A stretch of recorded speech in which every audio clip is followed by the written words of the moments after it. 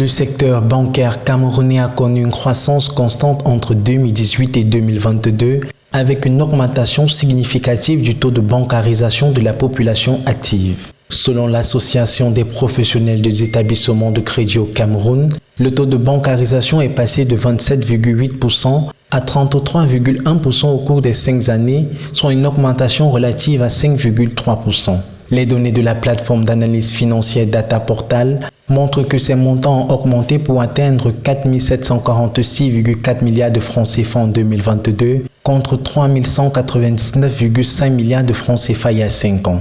L'administrateur DG de BGF e-Bank Cameroun, Abakal Mohamed, a souligné que cette évolution est remarquable. Car, il y a 10 ans, le taux de bancarisation était à peine à 10%. Il y a 5 ans, il était à 25 ou 26%.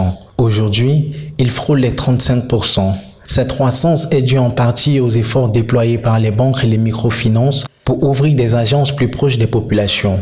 En outre, le mobile banking offre des opportunités pour bancariser ces populations en leur permettant d'utiliser des produits financiers et bancaires. Le Comité national économique financier du Cameroun a également communiqué des données récentes montrant que le volume de crédit mis en place par les banques en faveur des achats économiques est ressorti à 4 925,9 milliards de francs CFA au 31 mai 2023. La bancarisation est un indicateur important pour mesurer la pénétration des services bancaires dans une population. Au Cameroun, le gouvernement s'est doté d'un document de stratégie de la finance inclusive pour permettre aux prestataires des services financiers d'élargir leur gamme de services financiers offerts à la population à faible revenu. Cette stratégie vise à renforcer l'inclusion financière au Cameroun en offrant des services bancaires accessibles à tous.